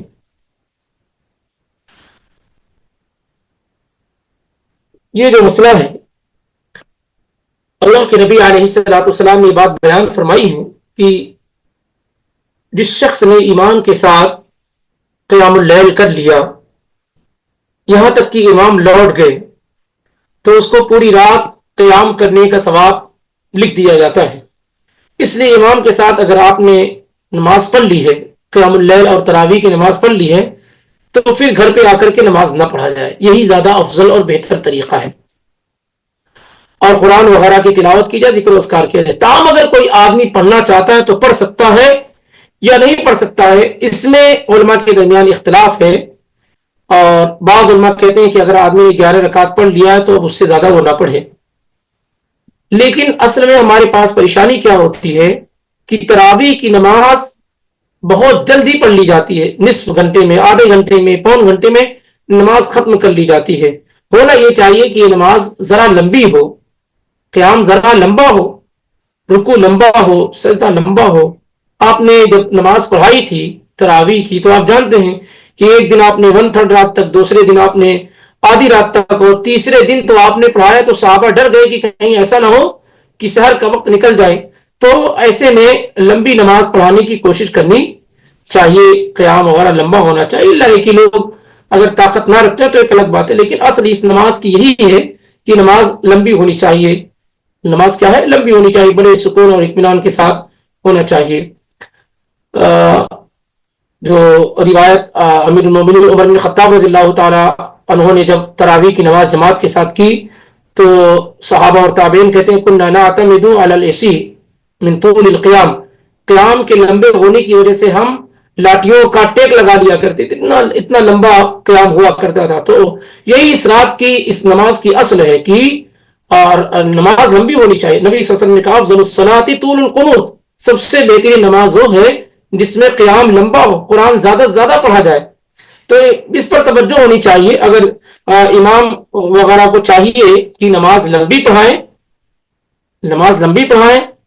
سکون اور ٹھہر ٹھہر کے پڑھائیں, اور اس میں رکوع لمبا ہو, سجدے لمبے ہو, تشہد لمبا ہو. ہوتا کیا ہے کہ قرآن پڑھ لیتے ہیں, رکوع اور سجدہ اور تشہد اتنا فاش کرتے ہیں کہ وہ سمجھ میں نہیں آتا. نہیں, یہ نماز میں رکوع لمبا ہونا چاہیے, سجدے لمبے ہونے چاہیے, تشہد میں لمبا بیٹھنا ہونا چاہیے. اس طریقے سے زیادہ وقت جو ہے کم سے کم رکعات میں لگایا جائے, پھر اس کے بعد اسے پڑھنے کی ضرورت انشاءاللہ محسوس نہیں ہوگی. 2 گھنٹہ, 2.5 گھنٹہ, 3 گھنٹہ پڑھا جائے, یہ ایک بہترین چیز ہے. یعنی رات کا کم سے کم 1/3 حصہ آدمی لگائے. ہوتا کیا ہے کہ رات کا 10واں حصہ بھی ہم نہیں پڑھ پاتے ہیں. تو اگر اس طریقے سے پڑھی جائے, اس کا اہتمام کیا جانا چاہیے, تو بعد میں آ کر کے پڑھنے کی ضرورت نہیں ہے. لیکن اگر کوئی آدمی 11 رکعت امام کے ساتھ پڑھ لیا ہے تو آ کر کے وہ قرآن وغیرہ کی تلاوت کر لے, باقی نماز پڑھنے سے بچے تو بہتر ہے. تو ہم اگر کچھ رکعتیں وہ لمبی پڑھنا چاہتا ہے, 2-4 رکعت, تو انشاءاللہ پڑھ سکتا ہے, گنجائش موجود ہے. یعنی امام کے ساتھ پڑھ لینے کے بعد اگر کوئی آدمی گھر میں آ کے پڑھتا ہے تو گنجائش موجود ہے انشاءاللہ اتنی. لیکن بہتر اور افضل یہ کہ اسی پر اکتفا کرے جو امام کے ساتھ پڑھا ہے اس نے. نماز میں سجدہ تلاوت ادا کرنے کے بعد اٹھنے کی کیفیت کیسی ہے؟ وتر کی نماز میں تیسری رکعت میں اٹھ کر رفع الیدین کرنا ہے. نماز میں سجدہ تلاوت ادا کرنے کے بعد اٹھنے کی کیفیت کیسی ہے؟ نماز میں سجدہ تلاوت آپ اللہ اکبر کہتے ہوئے سجدے میں چلے جائیں گے, اور سجدے میں جو دعا ہے سجدہ تلاوت کی سجدہ وجہ للذی خلقہ، یہ دعا پڑھ لیں گے، اور اس کے بعد جیسے عام نمازوں کے لیے اٹھتے ہیں ایسے آپ کیا ہے اٹھیں گے، ایسے عام نمازوں کے لیے اٹھتے ہیں ایسے اٹھیں گے، یعنی جب آپ تشہد میں نہیں بیٹھنا ہوتا ہے تو تھوڑا آپ جیسے استراحت کر کے تھوڑا بیٹھ کر کے پھر کیا ہے کھڑے ہوتے ہیں، تو ایسے ہی اٹھنے کی کیفیت ہونی چاہیے۔ وطر کی نماز میں تیسری رکعت میں اٹھ کر رفع الیدین کرنا ہے، وطر کی نماز میں تیسری رکعت میں اٹھ کر رفع الیدین کرنا ہے، اللہ عالم اس کے بارے میں مجھے علم نہیں ہے، اللہ عالم اس کے بارے میں مجھے علم نہیں ہے کہ وطر کی تیسری رکعت میں یعنی ایک ساتھ اگر پڑھی جا رہی ہے تو اس میں رفع الیدین کیا جائے گا، نہیں، یہ علم نہیں ہے مجھ کو۔ البتہ یہ ہے کہ آپ کو معلوم ہے کہ 3 رکعت پڑھنے کا 2 طریقہ ذکر کیا گیا ہے، ایک تو یہ ہے کہ 2 رکعت پہ سلام پھیر دیا جائے پھر 1 رکعت تنہا پڑھی جائے، اور 3 رکعت پڑھنے کا طریقہ یہ ہے دوسرا کہ ایک ہی تشہد کے ساتھ 3 رکعت پڑھ لی جائے۔ اور دوسری جو احادیث میں ذکر ہوا ہے کہ آپ صلی اللہ علیہ وسلم رفع الیدین کرتے تھے جب نماز شروع کرتے، جب رکوع میں جاتے، جب رکوع سے اٹھتے، اور جب تیسری رکعت کے لیے آپ صلی اللہ علیہ وسلم کھڑے ہوتے تھے، اور یہ تیسری رکعت کے لیے جب آپ کھڑے ہوتے تھے تو ظاہر ہے یہ دوسری رکعت ہوتی تھی اس کا تشہد ہوتا تھا، یہ اس وہاں تو یہ طے ہے، لیکن یہاں جو آپ سوال پوچھ رہے ہیں نا اس کا مجھے علم نہیں ہے کہ یہاں پر رفع الیدین کیا جائے گا کہ نہیں۔ کیا 2 رکعت والی نماز میں تورک کرنا ہے یا صرف 3 یا 4 رکعت والی نماز میں تورک کرنا ہے؟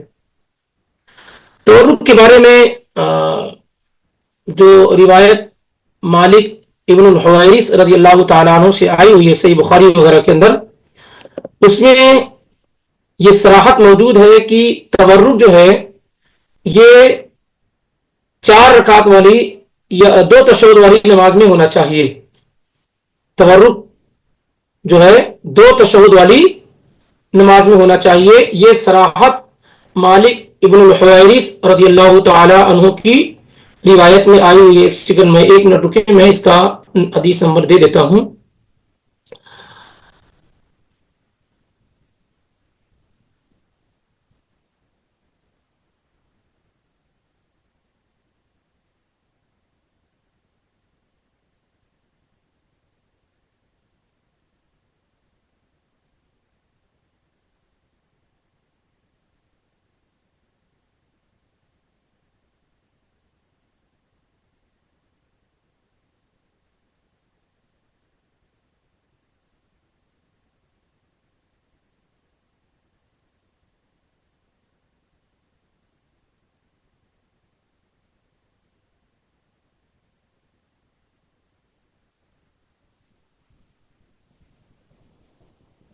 دیکھیے بخاری کے اندر یہ روایت آئی ہوئی ابو حمید الساعدی سے، معذرت مالک ابن حویرث سے نہیں، ابو حمید الساعدی رضی اللہ تعالی عنہ سے آئی ہوئی ہے صحیح بخاری میں 828 میں، کہتے ہیں وہ اللہ کے نبی صلی اللہ علیہ وسلم کے بارے میں فَإِذَا جَلَسَ فِي الرَّكْعَتَيْنِ، اللہ کے نبی صلی اللہ علیہ وسلم جب 2 رکعت میں بیٹھتے، جلس علی رجلہ الیسرا ونصب الیمنا، تو اللہ کے نبی علیہ الصلوۃ والسلام اپنے بائیں پیر پر لیفٹ پیر پر بیٹھتے تھے اور دائیں کو کھڑا رکھتے تھے 2 رکعت میں۔ فَإِذَا جَلَسَ فِي الرَّكْعَتَيْنِ جَلَسَ عَلَى رِجْلِهِ الْيُسْرَى، تو آپ بائیں پیر پہ بیٹھتے تھے اور دائیں کو کھڑا رکھتے تھے۔ وَإِذَا جَلَسَ فِي الرَّكْعَةِ الْآخِرَةِ، اور جب آپ آخری رکعت میں بیٹھتے تھے، قدم رجلہ الْيُسْرَى، تو اللہ کے نبی علیہ الصلوۃ والسلام بائیں پیر کو آگے کر لیتے تھے، دائیں طرف سے کیا ہے آگے کر لیتے تھے، وَنَصَبَ الْأُخْرَى، دائیں پیر کو کیا ہے کھڑا کر لیتے تھے، وَقَعَدَ عَلَى مَقْعَدِتِهِ، اور آپ وسلم اپنے حفظ پر بیٹھ جاتے تھے۔ یہ صحیح بخاری میں یہ روایت موجود ہے۔ تو یہ بالکل واضح ہے کہ 2 رکعت میں اللہ کے نبی پہلے تشہد میں اللہ کے نبی صلی اللہ علیہ وسلم تورک نہیں کرتے تھے، اور آخری رکعت میں اللہ کے نبی صلی اللہ علیہ وسلم تورک کرتے تھے۔ اس لیے اس سلسلے میں ائمہ میں سب سے بہترین رائے امام احمد بن حنبل رحمہ اللہ کی ہے، وہ کہتے ہیں کہ 2 تشہد والی اگر نماز ہوگی تو آخری تشہد میں تورک کیا جائے گا اگر 2 تشہد والی ہوگی۔ اور امام شافعی رحمہ اللہ کہتے ہیں کہ ہر وہ نماز جس میں تشہد ہو اور اس کے ساتھ سلام ہو، तशहुद हो और सलाम हो तो उसमें तबर्रुक किया जाएगा। यानी इस तरीके से इमाम शाफी फज्र की नमाज में भी तबर्रुक के कायल हैं। और बाज इमाम जैसे इमाम मालिक की राय यह है कि पहला तशहुद हो या दूसरा तशहुद हो, हर तशहुद में तबर्रुक किया जाएगा। इमाम अबू हनीफा रहमतुल्लाह की राय यह है कि चाहे पहला हो या दूसरा हो, किसी भी तशहुद में तबर्रुक नहीं किया जाएगा। वल्लाहु आलम। जैसा कि अबू हमीद अस्साइदी रज़ियल्लाहु तआला अन्हु की रिवायत जो सही बुखारी में 828 में आप देख सकते हैं, बिल्कुल वाज़ेह है कि उन्होंने अल्लाह के नबी अलैहिस्सलाम के पहले तशहुद में बैठने का तरीका अलग बयान किया और दूसरे तशहुद में बैठने का तरीका अलग बयान किया है। इसलिए जो है ऐसी नमाज जिसमें दो तशहुद पाए जा रहे हों उसमें तबर्रुक किया जाएगा, एक तशहुद वाली नमाज में तबर्रुक नहीं किया जाएगा। वल्लाहु आलम। लैलतुल क़द्र को सिर्फ ताक रातों में तलाश करनी चाहिए या कामिल आखिरी अशरे में तलाश करना चाहिए? नहीं, आखिर अशरे में तलाश करना चाहिए। आखिर अशरे में तलाश करना चाहिए, पूरी कोशिश होनी चाहिए, क्योंकि ये भी रिवायात मौजूद है। और इसमें ज्यादा ताकीद ये है कि ताक रातों में होना चाहिए और ज्यादा मेहनत करनी चाहिए, और न 10 रात पूरी जो है इबादत में लगाना चाहिए। कल हम लोगों ने पढ़ा अल्हम्दुलिल्लाह अल्लाह की तौफीक से कि अम्मा आयशा, उम्मे सलमा और दीगर नबी सल्लल्लाहु की बीवियां बयान करती हैं कि जब आखिर अशरा आता तो अल्लाह के नबी कमर कस लेते थे, बीवियों से अलग हो जाते थे, जिमा रिलेशन ही नहीं बनाते थे, रातों रात आप इबादत करते थे, अपने घर वालों को जगाते थे। हैं, जिससे मालूम होता है कि नहीं 10 रातों में एहतमाम करना चाहिए। अलबत्ता यह है कि 5 जो ताक रातें हैं उसमें स्पीड और ज्यादा होनी चाहिए, एहतमाम और ज्यादा होनी चाहिए। वगरना 10 रातों में पूरा लैलतुल क़द्र को तलाश करने की कोशिश करनी चाहिए, इसलिए कि बाज़ उलमा इसी के कायल हैं और रिवायात भी इस तरफ इशारा कर रही हैं। बस ज्यादा हक़त और ज्यादा करीबी माना यह है कि ताक रातों में होती है। उसका यह मतलब नहीं कि जुफ्त में बिल्कुल आदमी एहतमाम ना करे, 10 की 10 रातों में एहतमाम किया जाए, अलबत्ता 5 रातों में और ज्यादा एहतमाम होना चाहिए। कितना हिस्सा इबादत के लिए और कितना हिस्सा इबादत के लिए और कितना दुआ के लिए रखना चाहिए? आपको लगता है अगर दुआ इबादत नहीं है तो एक अलग सी बात है। हम लोग पिछले लेक्चर में पढ़ चुके हैं कि नबी अलैहिस्सलाम ने क्या कहा, अद्दुआउ हुवल इबादा, अद्दुआउ हुवल इबादा, दुआ करना ही इबादत है। आप जो है पिछले जुमे से पहले वाला जो जुमा था जिसमें दुआ के आदाब जिक्र किए गए थे या रमजान में दुआ, उसको आप सुनेंगे तो उसमें तफसील से इसमें गुफ्तगू क्या है आपको मिलेगी। तो आप दुआ कर रहे हैं ये भी इबादत है, तरावी की नमाज पढ़ने ये भी इबादत है, कुरान की तिलावत करने ये भी इबादत है। इसलिए आप जिस अंदाज में किसी को पाबंद नहीं किया जा सकता है, जिस तरह के उसके हालात हो उसी तरीके से वो क्या है इबादत पे तवज्जो करे। दुआ करना भी इबादत है, नमाज पढ़ना भी इबादत है, कुरान पढ़ना भी इबादत है, जिक्र अस्कार करना ये सब इबादत है। अलबत्ता ये है कि सबसे ज्यादा तवज्जो आखिर के 10 रातों में क़याम पर होनी चाहिए। सबसे ज्यादा तवज्जो किस पर होनी चाहिए? क़याम पर होनी चाहिए। और क़याम में आप कुरान भी पढ़ रहे हैं, नमाज भी पढ़ रहे हैं और दुआ भी कर रहे हैं। सुभान अल्लाह, इतना ज्यादा खैर अल्लाह ने नमाज में जमा किया है, ये बहुत कम लोग जान पाते हैं। अगर आप लंबा क़याम करते हैं तो देखिए उसमें कुरान भी आ रहा है, कुरान पढ़ रहे हैं, कुरान सुन रहे हैं, नमाज भी हो रही है। और तीसरी चीज क्या है, नमाज के अंदर दुआ करना यह ज्यादा फजीलत वाली चीज है। तशहुद में दुआ करना, इसी तरीके से सजदे में दुआ करना, ये सब क्या है दुआ के कबूल होने की जगह में से है। नबी अलैहिस्सलाम ने दोनों जगह पर उभारा है कि आदमी कसरत से दुआ करे। जब आदमी तशहुद में बैठे अत्तहियात पढ़ लिया, दुरूद शरीफ पढ़ लिया, उसके बाद क्या अल्लाहुम्मा इन्नी अऊज़ु बिका मिन अज़ाबिल क़ब्र, अल्लाहुम्मा इन्नी ज़लमतु नफ़्सी ज़ुल्मन कसीरा, सब दुआ है। उसके अलावा जो और दुआएं उसे याद है, रब्बना आतिना फिद दुनिया हसना, रब्बना ज़लमना अनफुसना व इन लम तग़फिर लना व तरहमना, ये सब दुआ तशहुद में पढ़े, सजदे में पढ़े, है ना। तो सबसे ज्यादा बेहतर यह है कि आदमी सबसे ज्यादा तवज्जो नमाज पर करे, सबसे ज्यादा तवज्जो नमाज को खूब बेहतर बनाए, लंबी नमाज पढ़े जिसमें उसको उसकी कुरान की तिलावत भी हो रही है, नमाज भी हो रही है। और जब वो तशहुद में पहुंच जाए, जब वो सजदे में पहुंच जाए तो कसरत से दुआ भी करे। और अलग से भी अगर आदमी दुआ करना चाहे, कुरान की तिलावत करना चाहे तो उसके भी रास्ते खुले हुए। तो इसलिए किसी को फिक्स नहीं किया जा सकता है कि इतना घंटा वो जो है दुआ करे, इतने घंटे वो कुरान की तिलावत करे, इतना घंटा वो नमाज पढ़े, ऐसा नहीं है। बल्कि सबसे ज्यादा तवज्जो नमाज पे اس کے بعد اللہ تعالیٰ جو اس کو توفیق دے وہ کرتے. نماز میں تھک گیا ہے تو جو ہے قرآن کی تلاوت کر لے, دعا کر لے. اس طریقے سے بیٹا حافظ قرآن ہے تو تراویح کے بعد اس کا قرآن کا مراجعہ گھر کی نماز میں سنا جائے یا صرف تلاوت سنے, بہتر کیسا ہے؟ یہی معاملہ جو اس سے پہلے ذکر کیا گیا ہے. جیسے بعض علماء اس بات کی طرف گئے ہیں کہ چونکہ اللہ کے پیغمبر صلی اللہ علیہ وسلم سے کبھی بھی اس بات کا ثبوت نہیں ملتا ہے کہ آپ 11 یا 13 رکعت سے زیادہ پڑھتے تھے, اس لیے اکثر علماء کی رائے یہ ہے کہ اسی پر اکتفا کیا جائے. اکثر علماء کی رائے یہ ہے کہ اسی پر اکتفا کیا جائے, یعنی اس سے زیادہ نہ بڑھایا جائے اور اسی کو بہتر بنانے کی کوشش کی جائے. تو اگر آپ نے مسجد میں نماز پڑھ لی ہو, مسجد میں اگر نماز پڑھ لی ہو تو پھر گھر میں ایسے ہی سنا جائے تو زیادہ بہتر ہوگا تاکہ رکعات کی تعداد زیادہ نہ ہو. لیکن اگر مسجد میں نماز نہیں پڑھی گئی ہے یا عورتیں گھر میں نماز پڑھ رہی ہیں تو بیٹا حافظ قرآن ہے تو اس کو لگا کے پڑھا جا سکتا ہے, سنا جا سکتا ہے. گنجائش بہرحال موجود ہے, انشاءاللہ گنجائش بہرحال موجود ہے.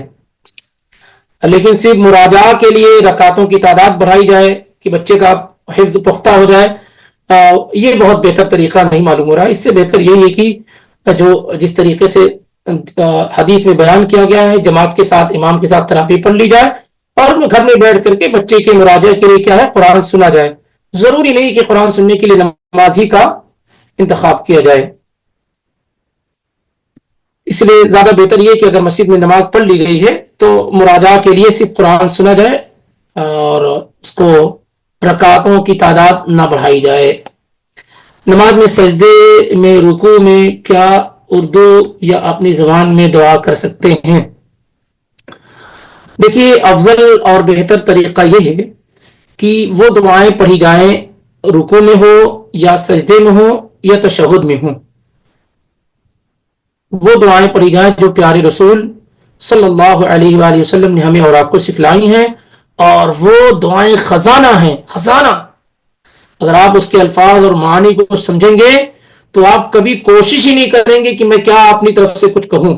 ہمارے پیغمبر نے تو اتنا کچھ ہمیں بتا دیا ہے کہ ہمیں کچھ اب ضرورت ہی نہیں کہ اپنی جانب سے کچھ بیان کروں. تو اصل تو کوشش یہی ہونی چاہیے کہ پیارے رسول صلی اللہ علیہ وسلم نے جو مختلف دعائیں ہمیں اور آپ کو سکھلائی ہیں انہی دعاؤں کے ذریعے سے ہم اپنے سجدوں کو, اپنے تشہد کو یا اسی طریقے سے رکوع کو بھی آباد کر سکتے ہیں. یہ بہتر ہے. لیکن اگر کوئی آدمی ایسا ہو, ایجڈ ہو یا بہت زیادہ پڑھا لکھا نہ ہو, اس کے لیے ایزی اور آسان نہ ہو اور وہ دعا کرنا چاہ رہا اور اس کو طاقت نہیں ہے کہ وہ عربی زبان میں یا وہ دعائیں جو اللہ کے پیغمبر نے سکھلائی ہیں وہ پڑھ سکے, تو پھر ایسا شخص اپنی زبان میں دعا کر سکتا ہے, تشہد میں بھی اور سجدے میں بھی. امام ابن تیمیہ رحمہ اللہ نے لکھا ہے کہ یجوز الدعاء بالعربیۃ وبغیر العربیہ, کہ دعا عربی اور غیر عربی دونوں زبان میں کرنا کیا ہے جائز اور درست ہے. اگر کوئی آدمی طاقت نہیں رکھتا ہے تو وہ اپنی زبان میں دعا کر سکتا ہے. اور اس میں بھی بہتر یہی ہے کہ جیسے مثال کے طور پر آپ عربی کے جو ہے عربی کے الفاظ آپ نہیں پڑھ پا رہے, ربنا آتنا فی الدنیا حسنہ وفی الآخرۃ حسنہ وقنا عذاب النار, لیکن اس کا مفہوم آپ کے ذہن میں ہے کہ اے میرے رب میری دنیا بہتر کر دے, میری آخرت بہتر کر دے, مجھے جہنم کے عذاب سے بچا لے. اگر آپ کو حدیث کا وہ مفہوم یاد ہے تو آپ اپنی زبان میں جب دعا کر رہے ہیں تو اسی مفہوم کو پڑھیں, یہ بہتر ہے اس سے کہ آپ اپنی جانب سے کوئی نئی چیز پیدا کر رہے ہوں. لیکن بہرحال گنجائش موجود ہے اگر انسان کے پاس طاقت اور قوت نہیں ہے تو. اللہ تعالیٰ ہمارے مظفر بھائی کو جزائے خیر دے, انہوں نے تبرک کا طریقہ جو ہے بھیج دیا ہے گروپ پر, آپ وہاں دیکھ بھی سکتے ہیں. میں کسی نے سوال کیا تھا شیخ کہ جو ہے نا تبرک کس کو کہتے ہیں, پھر وہ شاید میسج چلے گیا, نکال لیے میسج.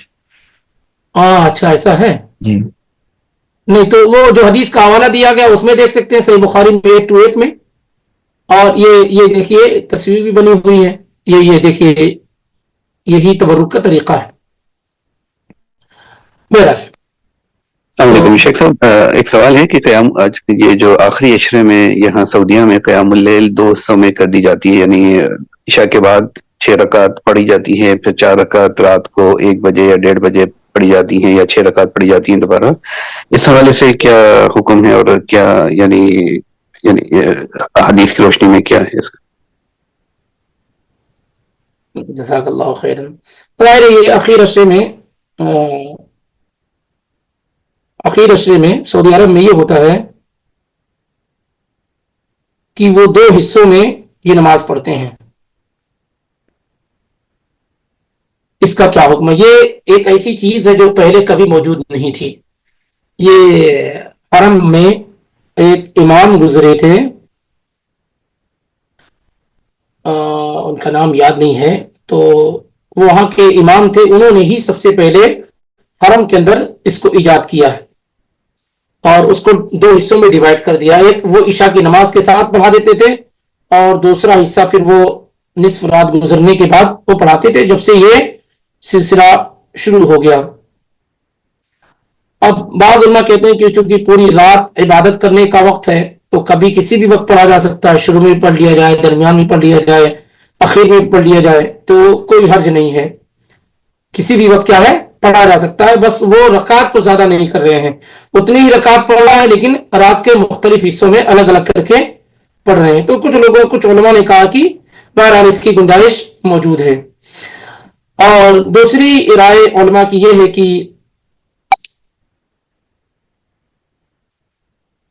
ایک ساتھ پڑھا جائے، جیسا کہ اللہ کے نبی صلی اللہ علیہ وسلم نے پڑھایا اور ابو بکر اور عمر رضی اللہ تعالیٰ عنہ نے پڑھانے کا حکم دیا اور صحابہ اسی طریقے سے پڑھتے آ رہے تھے، تو وہی زیادہ بہتر اور درست ہے.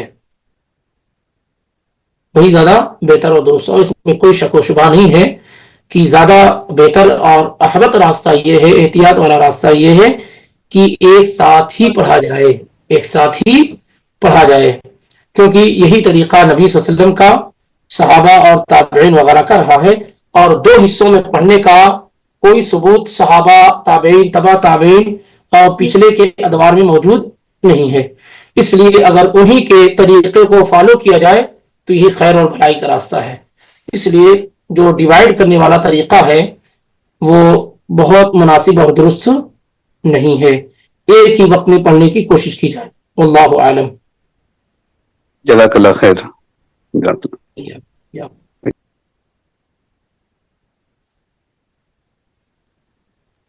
السلام علیکم سر. وعلیکم السلام ورحمۃ اللہ.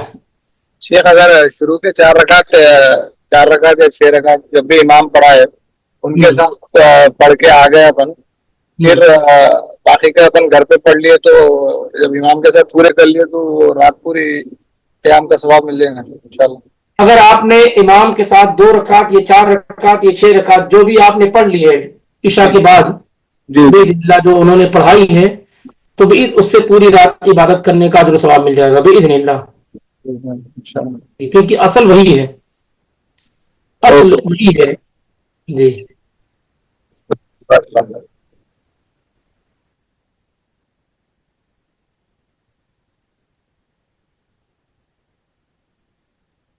چلے پھر ملاقات ہوتی باذن اللہ. اچھا، آخری عشرے میں لیلۃ القدر تلاش کرنی چاہیے. ان دنوں اگر عمرہ کرنے کا ارادہ کریں جو کہ رات کا ٹائم ٹریول میں نکل جائے، اس کیس میں کیا بہتر ہے؟ بالکل، اگر کوئی آدمی کرنا چاہتا ہے، عمرے کے لیے جانا چاہتا ہے، وہ کر سکتا ہے، کوئی مسئلہ نہیں ہے. اور رات میں جو وقت ہے وہ اگرچہ ٹریول کر رہا ہے تو ذکر و اذکار کرے، قرآن کی تلاوت کرے، ہے نا. نماز نہیں پڑھ سکتا ہے تو یہ چیزیں وہ اگر وہ خود ڈرائیو وغیرہ کر رہا ہے اس طریقے سے تو وہ قرآن کی تلاوت اور ذکر و اذکار کے ذریعے سے کیا ہے رات کو اپنے بہتر بنا سکتا ہے. اس میں کوئی مسئلہ نہیں ہے.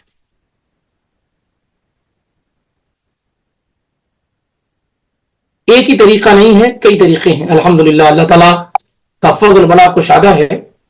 اس رات کو بہتر بنانے کا ذکر یہی کیا گیا ہے کہ سب سے اصل اور اہم چیز کیا ہے؟ قیام اللیل ہے. سب سے اہم چیز کیا ہے؟ رات کی نماز ہے. اور اس میں تینوں بڑی عبادات شامل ہو جاتی ہیں، ایک تو نماز، دوسرے قرآن کی تلاوت اور تیسرے دعا. لیکن اگر کوئی شخص اس پہ قادر نہیں ہے سفر کی وجہ سے یا عورتیں مینسز اور حیض کی وجہ سے، تو دوسرا آپشن قرآن کی تلاوت کا، دعا وغیرہ کا بالکل واضح طور پر کھلا ہوا ہے. اللہ تعالیٰ نے پرٹیکولر کہا نہیں کہ یہی نماز ہی پڑھنی ہے.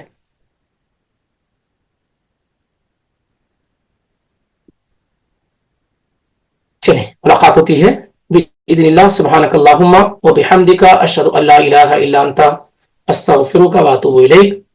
السلام علیکم ورحمۃ اللہ وبرکاتہ.